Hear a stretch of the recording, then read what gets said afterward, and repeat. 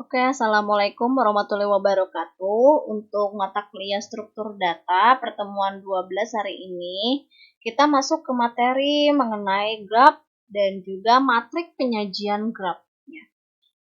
Sini di slide pertama ini mungkin kalian sudah lihat di sini untuk di slide pertama ada sebuah gambar. Ini mungkin kalian familiar ya lihatnya.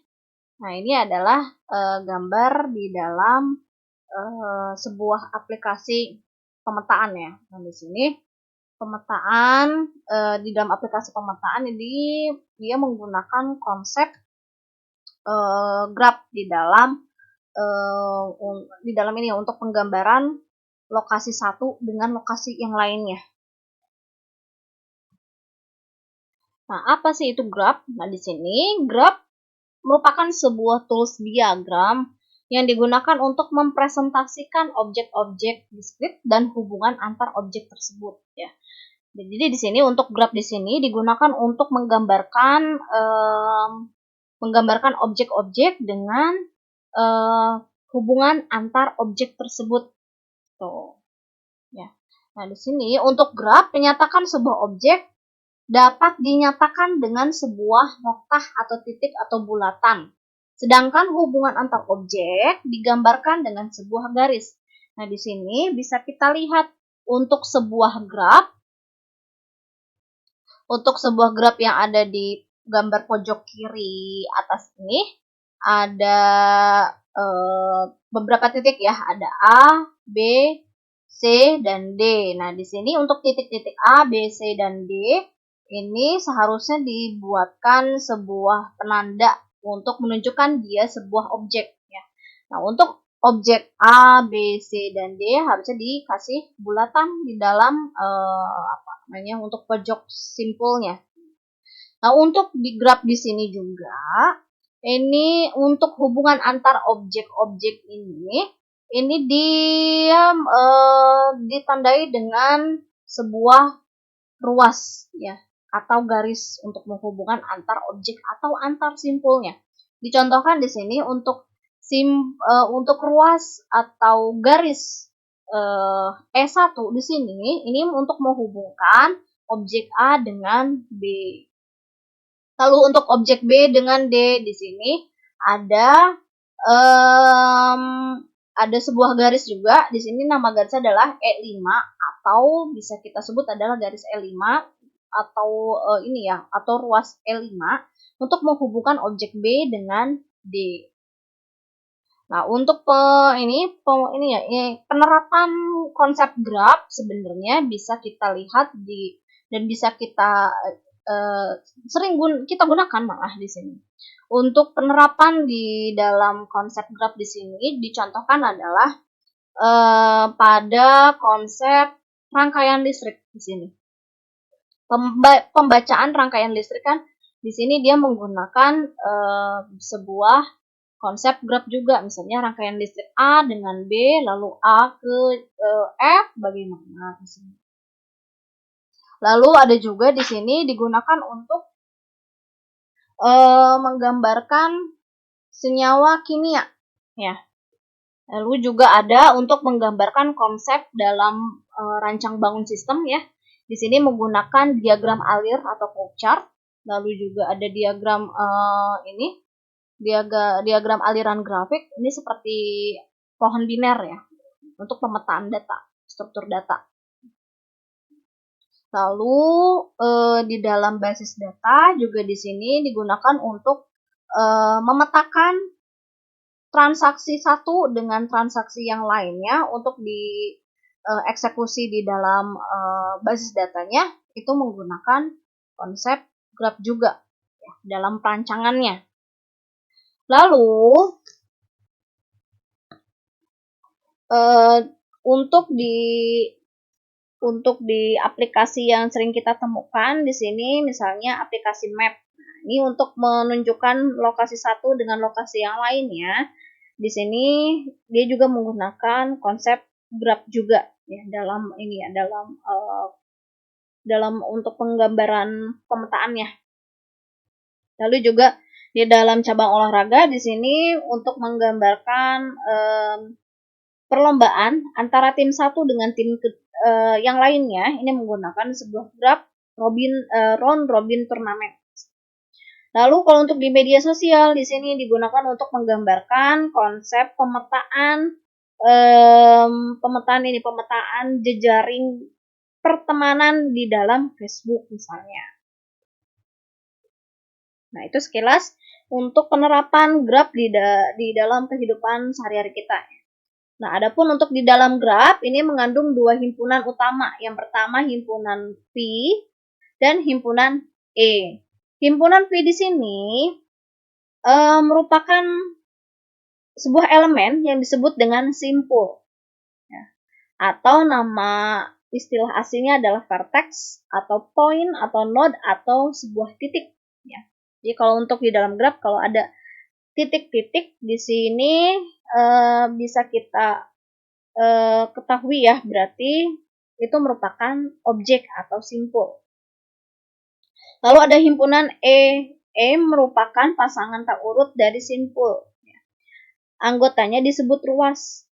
Nah, untuk E di sini, nama istilah yang lainnya disebut dengan edge atau rusuk atau sisi atau ruasnya. Nah, graf seperti dimaksud di atas ditulis sebagai untuk penulisan di dalam persamaan grafnya itu sendiri adalah seperti ini ya. G dalam kurung ini ruasnya apa, koma simpulnya di posisi mana. Ya. Nah, untuk di dalam graf juga kita bisa mengukur banyaknya simpul. Untuk mengukur banyaknya simpul di dalam sebuah graf disebut dengan order. Sedangkan untuk menghitung jumlah banyaknya ruas atau edge disebut dengan size. Ya, jadi untuk menghitung banyaknya ruas nih di dalam graf itu bisa kita sebut dengan size. Jadi berapa size-nya atau berapa banyak ruas dalam graf itu. Dicontohkan ini, saya punya sebuah graf di sini, ya. Di sini graf ini mempunyai V-nya atau simpulnya sebanyak 4, yaitu simpul A, B, C, dan D. Lalu untuk himpunan E-nya atau edge-nya atau ruasnya ini sebanyak 5. 5 didapat dari mana di sini? Garis yang menghubungkan antara objek satu dengan yang lainnya itu disebutnya adalah ruasnya. Misalnya ini. Simpul A dengan B di sini dihubungkan dengan sebuah garis atau sebuah ruas. Ruasnya namanya E1. AB. Lalu ruas untuk yang E2 di sini ini digunakan untuk menghubungkan simpul B dan C. Lalu ini untuk ruas E4 di sini digunakan untuk menghubungkan simpul C dengan D. Lalu untuk yang ruas E5 di sini digunakan untuk menghubungkan simpul B dengan D. Seperti itu untuk penerapan ruas dan simpul di dalam graf. Nah, gambar di bawah ini menyatakan suatu multigraf. Di sini ruas E2 pada kedua titik ujungnya adalah simpul yang sama, yaitu simpul A. Ini bisa kita lihat untuk simpul-simpulnya. Nah, ini untuk yang ruas E2 di sini, ini dia berada di simpul A. Nah, ruas semacam ini, ruas yang E2 ini disebutnya adalah gelung atau self loop. Ya. Sedangkan ruas E5 dan E6 dia sama-sama untuk menghubungkan simpul B dan C. Di sini disebutnya untuk kedua ruas ini E5 dan E6 di sini disebutnya adalah ruas berganda atau ruas sejajar. Suatu graf yang tidak mengandung ruas sejajar maupun self loop sering disebut juga sebagai graf sederhana atau simple graph. Nah, adapun untuk macam-macam graf di sini, ya, ada dua jenis, yaitu simple graph atau graf sederhana dan juga unsimple graph atau graf yang tidak sederhana. sederhana. Untuk di dalam graf, simpul grafnya dapat dinomori dengan huruf, bilangan, atau gabungan keduanya, huruf dan bilangan ya. Nah, sedangkan sisi yang menghubungkan simpul V dengan simpul Vj dinyatakan dengan pasangan simpul, yaitu seperti ini persamaannya. V, Vj, simpul satu dengan simpul yang lain. Atau antar ruas. Ruas 1, ruas 2, ruas 3, dan seterusnya. Nah, di sini perbedaannya untuk simple graph dan unsimple graph di sini sudah terlihat jelas ya. Untuk simple graph di sini kita lihat untuk ruas yang menghubungkan antara simpul satu dengan simpul yang lain, dia hanya cuma satu garis aja, satu ruas aja. Beda dengan yang unsimple graph. Unsimple graph di sini untuk simpul satu dengan yang lainnya bisa mempunyai ruasnya ganda. Ya. Contohnya di sini simpul 1 dengan 3, dia memiliki dua ruas sekaligus, yaitu ruas E3 dan ruas E4. Lalu selain itu, unsimple graph dia memiliki ruas sejajar atau ruas berganda. Unsimple graph juga ditandai dengan ciri-cirinya adalah jika dia memiliki self loop. Nah, di sini di simpul 3 ada sebuah lingkaran. Nah, lingkaran ini merupakan sebuah ruas. Cuma bedanya dengan ruas yang lain, dia ruasnya adalah melingkar ya. Dan dia menempel di dalam simpul 3. Simple graph di sini, graph yang tidak mengandung gelang maupun sisi ganda dinamakan graph sederhana. Unsimple graph, graph yang mengandung sisi ganda atau gelang dinamakan graph tak sederhana atau unsimple graph. Nah, di dalam graph, di dalam suatu graph kita bisa juga memecah beberapa bagian graph-graph tersebut ya menjadi beberapa subgraph-nya. Yang pertama di sini saya punya satu buah gambar graph utuh di sini. Di sini untuk yang graph yang ditandai dengan garis warna biru akan saya pecah dan saya jadikan sebagai upagrafnya atau subgraph dari graph yang utuh ini. Lalu untuk yang garis-garis yang berwarna merah ini saya jadikan komplement ya. Jadi komplement ini merupakan sisa dari hasil pembagian subgraph dengan graph utuhnya. Nah, di sini untuk yang dijadikan sebagai upagraph atau subgraphnya, kenapa yang graph ini Bu, yang 1, 4, 3, 5, kenapa enggak yang 1, 2, 3, 6? Untuk pembagian subgraph dan komplement subgraph ini bebas ya, tergantung dari konsepnya, mau yang dibagi yang graph yang jalur yang mana. Nah, di sini spanning tree. Di sini ada dua buah gambar ya, gambar yang di sebelah kanan dan juga sebelah kiri. Untuk yang gambar di sebelah kiri ini merupakan gambar utuh dari sebuah graph ya. Nah, untuk gambar di samping adalah gambar samping kanan ya, adalah merupakan kemungkinan dari pemodelan subgraph dari graph utama ini ya. Nah, di sini subgraph dari graph utama ini ada sebanyak 16 kemungkinan model subgraphnya bisa kita bentuk ya. Dan subgraph ini rata-rata ini merupakan subgraph yang sifatnya terbuka ya. Nah, untuk subgraph yang terbuka ini nama lainnya adalah spanning tree. Lalu untuk di dalam graph ada juga graph berlabel. Ya. Jadi di dalam graph itu untuk menghubungkan simpul satu dengan yang lainnya kan dihubungkan dengan sebuah ruas. Nah, ruas-ruas inilah yang mempunyai label atau nilai di dalam graphnya. Dicontohkan ini, saya memiliki sebuah graph untuk untuk merancang sebuah aplikasi pemetaan ya. Di sini untuk simpul satu dengan yang lainnya merupakan simpul A dengan B misalnya, ini merupakan objek. Objek itu adalah saya asumsikan sebagai kota. Nah, di sini A dengan B dihubungkan dengan sebuah ruas. Nah, ruas A dengan B di sini ini untuk mengukur jarak ya. Jarak antara kota A dengan B. Jarak antara kota A dengan B ini dia memiliki label atau nilai, yaitu sebanyak nilainya adalah 3.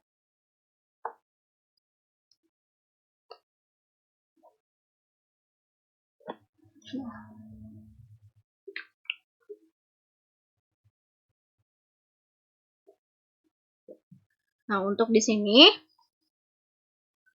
gambar berikut ini menyajikan hubungan antar kota. Di sini simpul menyatakan kota dan label ya. Menyatakan untuk jarak antara dua kota. Kota A dengan kota B di sini jaraknya 3. Kota B dengan D jaraknya 3. Lalu kota A dengan kota C di jaraknya 4. Derajat graf di sini, derajat simpul ditulis dengan persamaannya adalah seperti ini. D derajat dalam kurung simpulnya. Nah, yang mau diukur adalah banyaknya ruas yang menghubungi V. Karena setiap ruas dihitung 2 kali ketika menentukan derajat suatu graf. Ini contohnya untuk di rumus ini. Untuk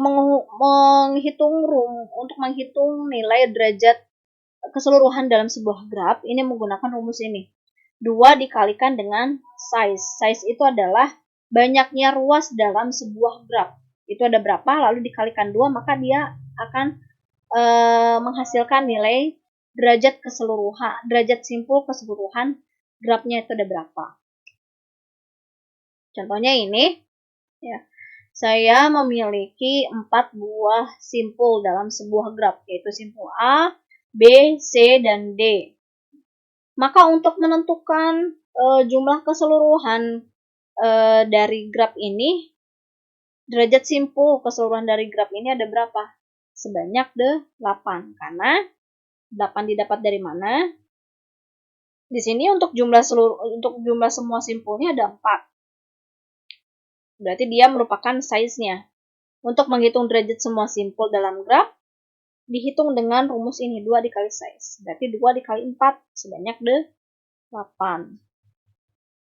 Lalu di sini, jika derajat masing-masing simpul pada graf berjumlah genap, maka graf tersebut disebut dengan Euler graf.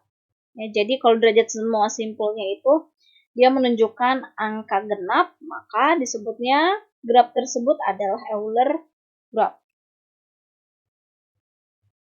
Nah, suatu simpul disebut genap atau ganjil tergantung apakah derajat simpulnya yang dihasilkan tersebut genap atau ganjil. Kalau terdapat self loop, maka self loop tersebut dihitung sebanyak 2 kali. Jadi di sini simpul B punya self loop nih.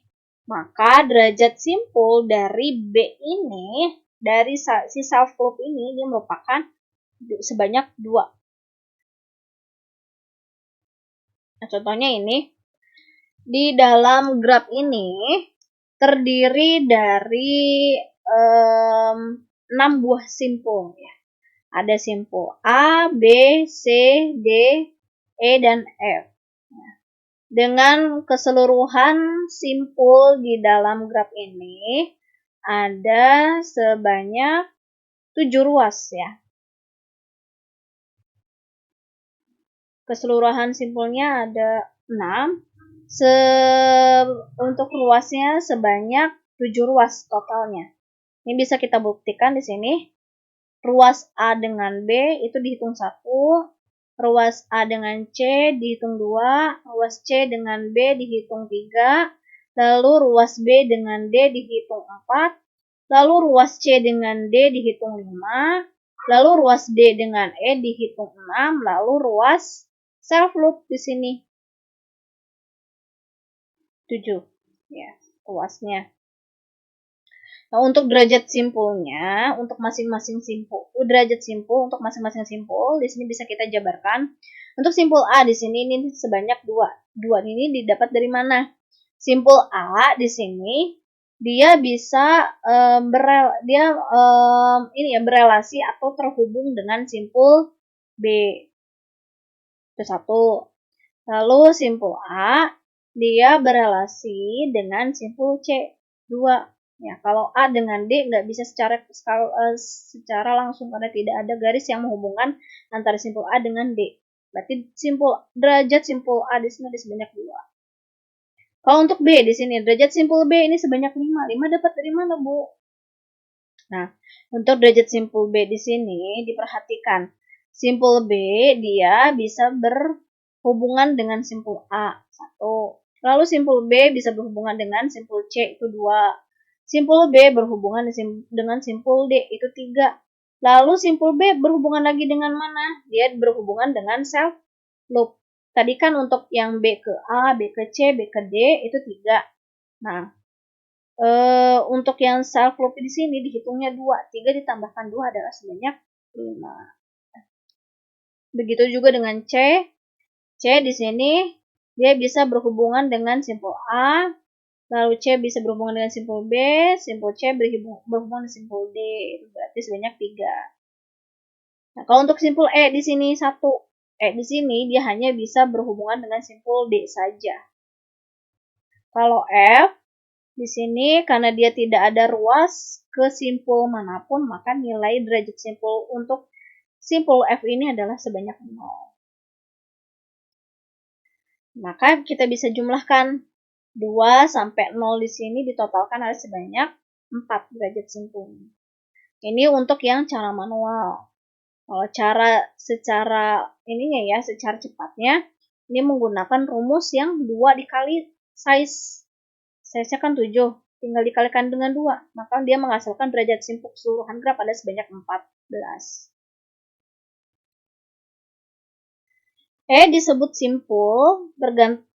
Disebut dengan simpul bergantung atau akhir yaitu simpul yang berderajat cuma 1 aja di sini. Kalau simpul F di sini disebutnya adalah simpul terpencil karena dia tidak memiliki ruas apapun untuk menghubungkan dengan simpul yang lainnya, dan nilainya juga derajat simpulnya adalah 0. Nah, di sini untuk keterhubungan di dalam graf, itu yang pertama ada yang disebut dengan namanya walk. Walk atau perjalanan dalam graf adalah barisan simpul dan ruas yang berbeda-beda. Nah, istilah pada graf, kalau walk tersebut dia jenisnya tertutup, bisa kita lihat di sini untuk contohnya. Untuk ruas yang walk-nya tersebut tertutup, di sini merupakan simpul 1.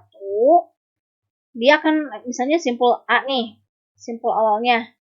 Maka dia akan kembali lagi ke simpul awal lagi A. Misalnya A, C, lalu ke D, lalu ke B, lalu B ke A lagi. Nah, ini disebutnya adalah graf dengan walk-nya sifatnya tertutup. Lalu ada trail. Trail adalah walk dengan semua ruas dalam barisan adalah berbeda-beda. Jadi trail merupakan walk dengan dia merupakan kumpulan ruas dengan data ruasnya itu dia beda-beda, nggak ada yang sama, ya, nggak ada yang berulang. Kalau path di sini merupakan walk yang semua simpul dalam barisannya adalah berbeda-beda juga. Jadi kalau untuk path atau jalur, dia merupakan kumpulan simpul dalam baris dengan data simpulnya itu dia juga berbeda-beda, nggak ada yang sama. Nah, contohnya ini untuk lintasan atau path, ya. Lintasan itu merupakan jalur untuk menghubungkan antara satu tempat dengan tempat yang lain. Misalnya di sini lintasan 1, 2, 4, dan 3. Lintasan 1 ini merupakan misalnya rumah. Lalu yang simpul 2 ini adalah kampus, simpul yang keempat ini adalah pasar, lalu yang simpul ketiga ini adalah stasiun misalnya. Nah, ini untuk lintasan dari 1, 2, 4, dan 3 ini digunakan untuk dia merupakan lintasan untuk menghubungkan antar satu tempat yang satu dengan yang lainnya. Jadi di sini lintasan 1 dengan 2 ini untuk menghubungkan lintasan rumah dengan kampus. Nah, ini untuk lintasan 1, 2, 4, 3 merupakan lintasan sederhana dan sifatnya dia terbuka. 1, 2, 4, dan 3. Dia merupakan lintasan sederhana dan sifatnya terbuka. Beda dengan yang di bawahnya di sini. Lintasan 1, 2, 4, 3, 1. 1, 2, 4, 3, 1. Jadi di sini lintasannya dari simpul yang pertama dengan simpul yang terakhir dia kembali lagi sini. Lintasan 1 ke 2, 2 ke 4, 4 ke 3, lalu 3 balik lagi ke 1. Ini merupakan lintasan yang sederhana dan sifatnya tertutup.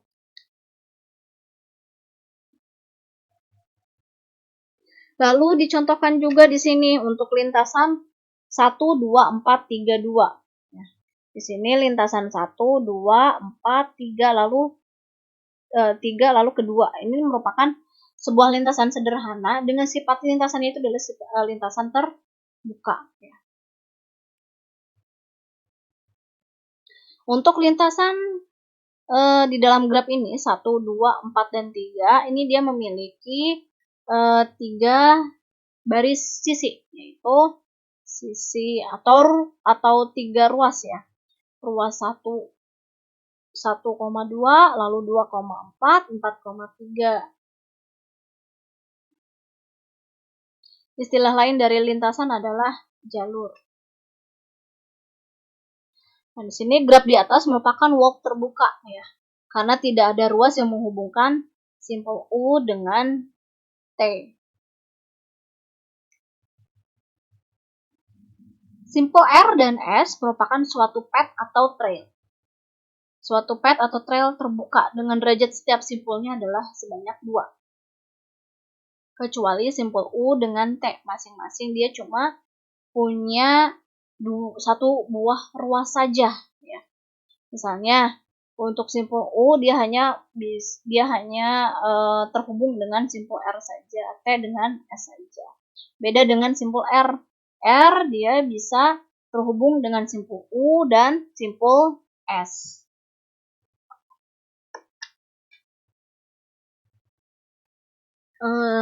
Selanjutnya di dalam graf di sini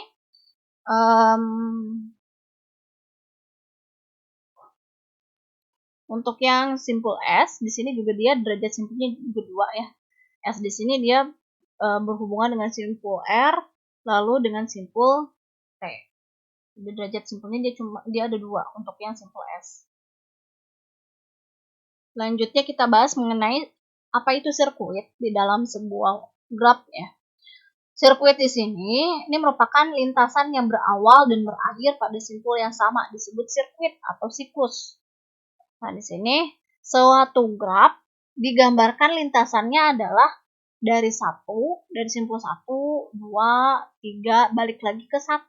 Nah, yang ditandai dengan garis merah ini disebutnya adalah sirkuit karena dia dari simpul 1 dengan dari hubungan simpul 1 dengan simpul yang lainnya berakhir lagi di simpul 1.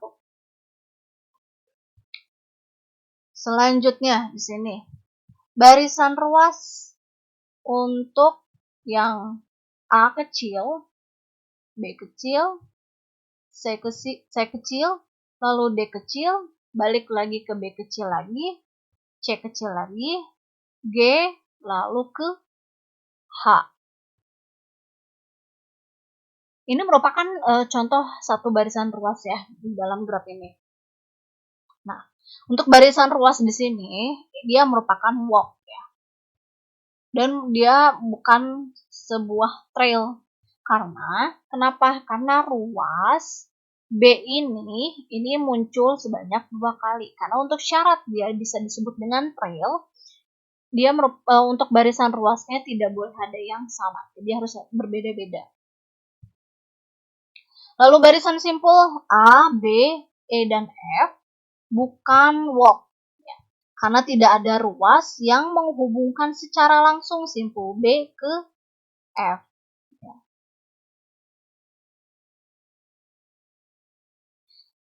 Jadi ya dia cuma disebut dengan dia tidak bisa disebut dengan walk ya, karena untuk simpul barisan simpul A, B, E, dan F ini nggak bisa secara langsung mau bisa menghubungkan antara simpul B ke F melalui sebuah ruas, nggak ada.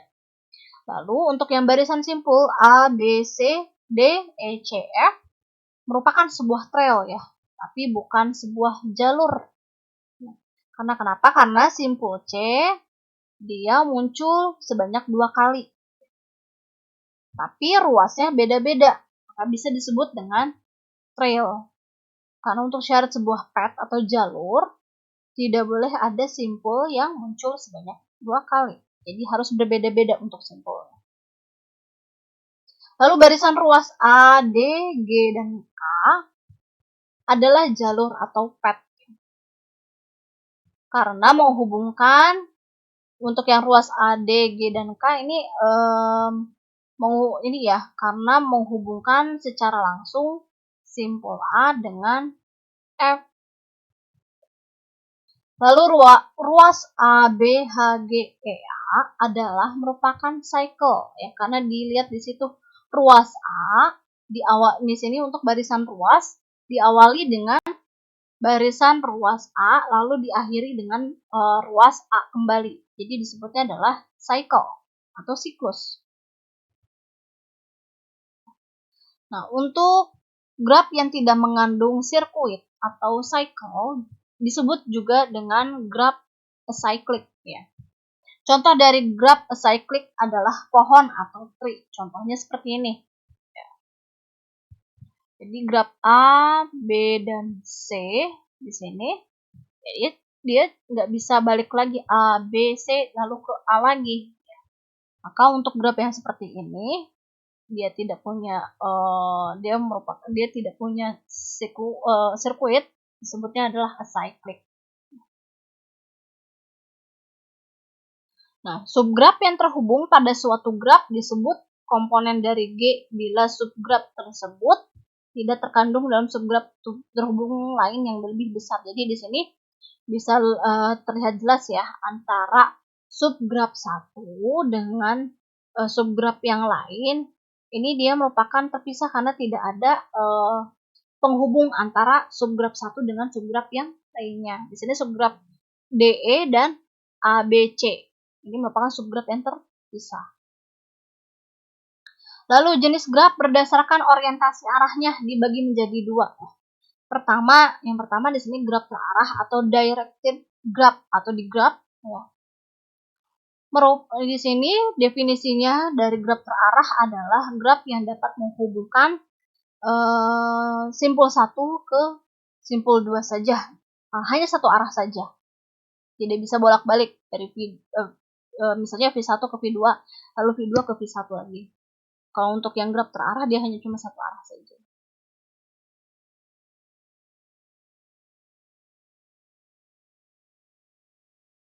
Nah, contoh gambarnya seperti ini. Ya. Di sini ada sebuah graf berarah ya. Dilihat di sini dia cuma satu arah aja. Nah, di sini untuk vertex ya atau simpulnya mengandung 4 simpul, yaitu simpul 1, 2, 3, dan 4. Atau titik-titiknya dia cuma ada 4 aja, atau 4 objek aja. Lalu ada arkusnya atau untuk ininya ya, untuk arahnya. Di sini memiliki 7 buah arkus ya. Yang pertama 1 dengan 4 ya, atau simpul 1 dengan 4 ya. lalu simpul 2 dengan 1, lalu simpul 2 dengan 1, ini 2. Kalau untuk yang pertama 2 dengan 1 yang pertama, ini untuk yang dikasih tanda ini, tanda panah ke atas ya, 2 dengan 1. Kalau 2 dengan 1 yang kedua di sini, ini yang melingkar, 2 dengan 1. Lalu simpul arkus dari 4 ke 2, ini juga belum ada ininya, belum ada tanda panahnya, harusnya 4 menuju ke 2. Lalu simpul 2 ke 3. Lalu simpul 4 ke 3. Dan terakhir adalah simpul self loop, yaitu simpul 2.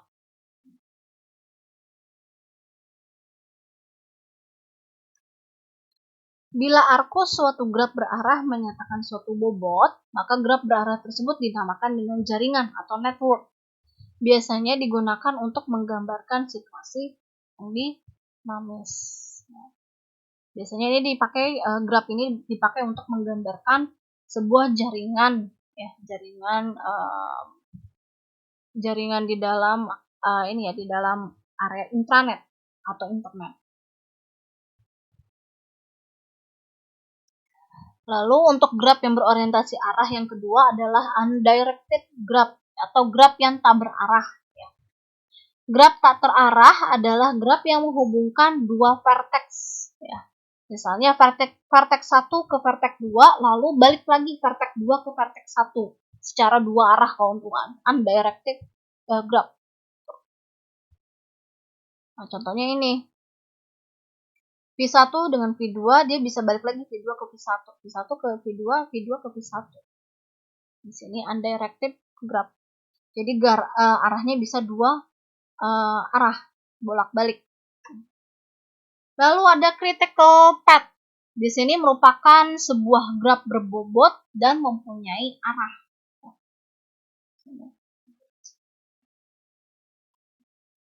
Nah, di sini untuk critical path digunakan untuk mencari, biasanya untuk mencari lintasan terpendek dalam sebuah path pada sebuah graf itu bisa menggunakan cara seperti ini. Digambarkan alternatif path-nya dan juga menghitung berapa bobotnya. Maka bobot dengan nilai terendah itu bisa kita ambil sebagai lintasan atau path terpendek. Misalnya contoh ini. Path 1 ke 4 dan ke 5. Bisa kita lihat di sini simpul 1, lalu simpul ke 4, lalu simpul ke 5. Simpul 1 simpul 1 ke 4 di sini nilai bobotnya adalah 7. Lalu simpul 4 ke 5 nilainya adalah 9. 9 ditambah dengan 7 hasilnya berapa? Hasilnya bisa kita ketahui di sini. Ya, 16. 9 ditambah 7 sebanyak 16. Contoh lain lagi di sini. Sini simpul 1 ke 2, lalu ke 3 ke 5. Sebanyak 24. Ya, bisa kita lihat di sini. Simpul 1 ke 2, ya, nilai bobotnya adalah 10. Lalu simpul 2 ke 3, nilai bobotnya adalah 6. 10 tambah 6, 16. Lalu dari 3 ke 5. Dari 3 ke 5 sini. 10 ditambah 6 ditambah dengan 10 ditambah 6 ditambah 8. Hasilnya adalah ini. 24. Nah, untuk yang menggunakan critical path di sini, jika kita sudah menggambarkan alternatif path-nya dan juga nilai bobotnya sudah diketahui, bisa kita tarik kesimpulan. Lintasan kritisnya adalah diambil dari nilai bobot yang paling tinggi. Lalu untuk lintasan terpendek bisa kita ambil dari nilai bobot terendah. Di sini untuk critical path di sini konsepnya biasanya digunakan untuk untuk membangun sebuah aplikasi untuk mencari lokasi yang paling dekat dengan lokasi tujuan, untuk mencari lokasi yang terdekat dari lokasi tujuan. Nah, itu biasanya menggunakan metode critical path. Lalu ini untuk minimum spanning tree. Jadi sebuah spanning tree yang di dalam ruas-ruasnya dia memiliki sebuah bobot atau nilai. Lalu penyajian matriks dalam graf ya. Di sini untuk penyajian matriks dalam graf dibagi menjadi dua. Yang pertama ada matriks adjacency, matriks dengan konsep ketetanggaan ya. Di sini definisinya adalah matriks yang menghubungkan vertex dengan vertex ya.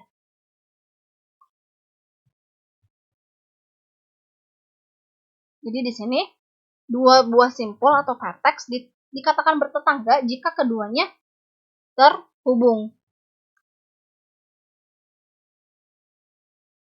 Ya. Jadi di sini jika hubungan antara simpul satu dengan simpul yang lainnya bertetangga, maka dia nilainya adalah 1. Kalau dia tidak bertetangga, maka dia nilainya 0. Lalu ada matriks incidence. Merupakan sebuah matriks yang menghubungkan vertex dengan edge-nya tanpa self loop ya. Jika matriks jadi kalau untuk matriks incidence di sini kita acuannya adalah berdasarkan ruas ya. Kalau ini berdasarkan ketetanggaan antara simpul satu dengan simpul yang lain.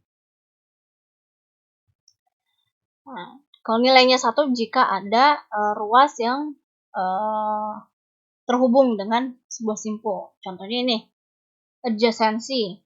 Simpul 1 di dalam sebuah graf ini bertetangga dengan simpul 2. Ya. Lalu simpul 1 bertetangga juga dengan simpul 3, tapi tidak bertetangga dengan simpul 4. Ya. Lalu kalau untuk incidence di sini misalnya dalam graf ini sisi dari simpul 2 dengan simpul 3 ini bersisian ya, karena simpul ini untuk simpul yang 2,3 ini merupakan simpul yang bersisian dari simpul 2 sama 3. Lalu contohnya lain lagi adalah simpul sisi 2 dengan 4 misalnya. 2 dengan 4 di sini bersisian karena menghubungkan antara simpul 2 dengan 4 secara langsung. Lalu sisi 1 dengan 2 misalnya. Karena dia bisa secara langsung kita lihat. Dan untuk yang simpul 1 dengan yang simpul 2 ini dia mempunyai ruas dan terhubung secara langsung juga. Bisa disebut dengan simpul incidence atau matriks incidence. Cara menggambarkannya ada seperti ini ya, untuk penggambaran matriks di dalam sebuah graf dengan konsepnya yang adjacency. Nah, untuk penggambaran matriks adjacency di sini bisa dibagi menjadi dua penulisan ya. Yang pertama, yang 3. Di sini yang pertama seperti ini matriksnya, atau seperti ini, atau secara berpasangan seperti ini ya konsepnya. Cara bacanya ada seperti ini. Untuk matriks yang adjacency yang pertama di sini simpul 1 dengan 2 ya, dia bertetangga. Kita cek di sini. Di sini simpul 1 yang ditandai dengan V1 dia bertetanggaan secara langsung dengan V2, maka ditulis 1, 2. Lalu simpul 1 dengan simpul 3 ada ruasnya secara langsung, tulis 1, 3. Ini 1, 3. Ini 1,3. Lalu ada simpul 1 dengan 4 ya. Ditulis juga di sini 1 sama 4, ini 1 sama 4. Karena dia ada ruas secara langsung untuk menghubungkan simpul 1 dengan simpul 4.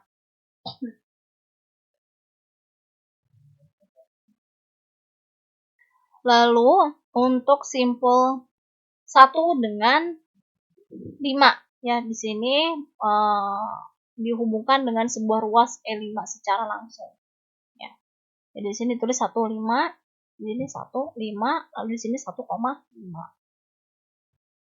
Lalu untuk yang simpul 1 bisa kemana lagi? Sudah tidak bisa ya. Kalau untuk yang simpul 1 dengan simpul mana ya?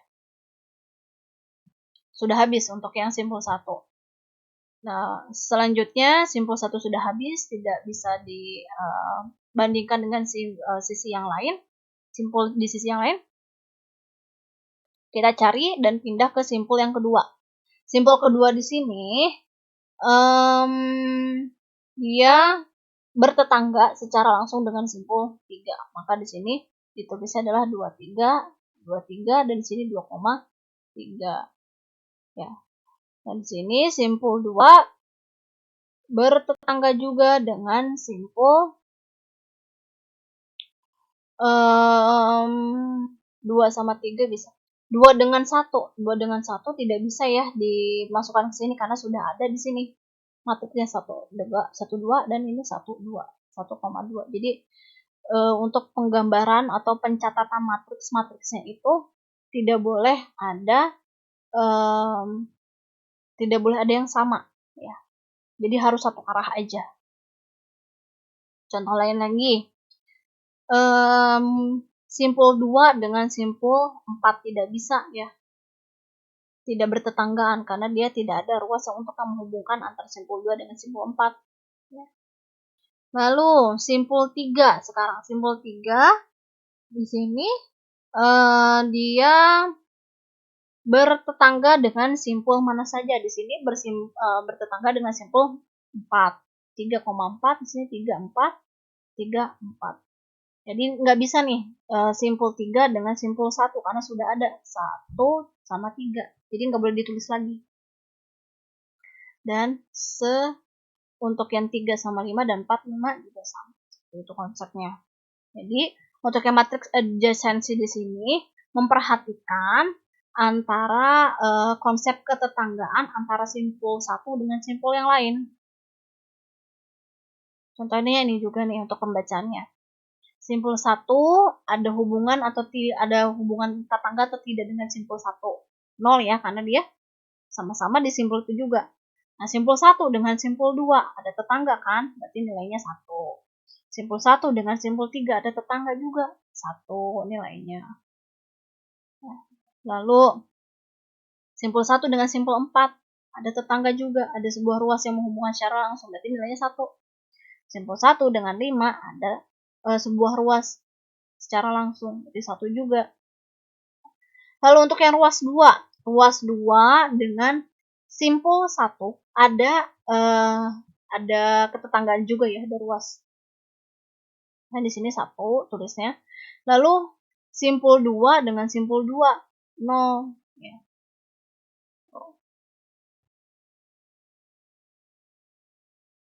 Kalau ini konsep menggunakan pencatatan matriks adjacency yang seperti ini ya. Kalau yang seperti ini, yang di slide yang ini tidak boleh ada yang sama, harus searah semua. Lalu untuk matriks incidence di sini untuk menghubungkan antara sebuah simpul dengan sebuah ruas ya. Contohnya di sini simpul 1 dengan ruas 1 ya. Sini ada hubungan. Lalu simpul 1 dengan simpul mana lagi nih? Simpul 2 ini ada ruas juga, berarti nilainya 1. Simpul 1 dengan ruas ketiga. Simpul 1 dengan ruas 3 jauh kan? Ya, tidak ada ruas yang menghubungkan secara langsung, bahkan nilainya 0. Begitu selanjutnya dengan simpul-simpul dan ruas yang lain. Nah, lalu untuk di dalam graf juga dalam pengaksesannya dilakukan dengan 2 cara, yaitu dengan cara melakukan penelusuran graf. Penelusuran grafnya dibagi menjadi 2. Yang pertama DFS dan juga BFS. DFS itu adalah depth first search dan BFS di sini breadth first search ya. Untuk secara singkatnya, BFS versus DFS perbedaannya adalah seperti ini. Kalau depth first search di sini teknik penelusuran dilakukan secara mendalam ya. Dari atas ke bawah mendalamnya. Kalau untuk yang BFS, breadth first search, teknik penelusurannya dilakukan secara melebar. Jadi dari atas lalu kiri ke kanan, lalu seterusnya kiri ke kanan yang paling bawah. Contohnya seperti ini. Untuk depth first search ya. Jadi dimulai dari atas dulu, lalu dia turun ke bawah sampai sudah habis, dia turun ke bawah lagi. Jika simpul yang paling bawah sudah habis, tidak ada kondisi childnya atau anaknya, maka dia akan mencari ke simpul yang belum dilakukan pembacaan. Jadi di sini V8 yang belum dibaca di sekitaran atau di sebelah kiri dari V8 ini adalah V5. Gak mungkin dari V8 ke V6. Kalau V6 berarti dia harus meneruskan ke penelusuran di simpul yang di sebelah kanannya ini. Jadi harus dihabiskan dulu sisi yang sebelah kiri dulu, baru ke sebelah kanan, lalu ke atas, lalu ke bawah lagi sampai ke V7, sampai dia V7 itu turun ke V8 lagi. Jadi kalau untuk yang depth first search itu dimulai dari atas lalu merucut ke bawah sampai habis pembacaan simpulnya. Nah, ini untuk penulisan dari matriksnya ya. Lalu untuk breadth first search di sini berbeda dengan DFS. Kalau untuk yang DFS tadi kan dari atas ke bawah. Kalau untuk breadth first search di sini teknik penelusurannya dia dilakukan dengan secara melebar ini seperti ini. Jadi dari mulai root dulu, yang paling atas dulu simpulnya, lalu dia akan turun ke bawah, lalu melebar ke samping, lalu samping kanan, lalu samping kiri, lalu melebar lagi ke samping kanan hingga berakhir di node atau simpul yang paling terbawah. Jadi kalau untuk breadth first search di sini dia dilakukan secara mendalam. Mendalam di sini dia berdasarkan per tingkatan ya. Jadi di sini ngabisin dulu tingkatan pertama, lalu tingkatan atau level keduanya, lalu level ketiga dan berakhir di level yang paling bawah simpulnya. Oke. Sekian untuk materi dari graph dan juga penyajian matriks di dalam graph untuk pertemuan 12 ini. Jika ada hal-hal yang masih belum paham dan ataupun belum jelas dari penjelasan yang saya sudah lakukan, yang sudah saya jelaskan tadi, bisa bertanya via WhatsApp ataupun WhatsApp grupnya ya. Oke, terima kasih. Assalamualaikum warahmatullahi wabarakatuh.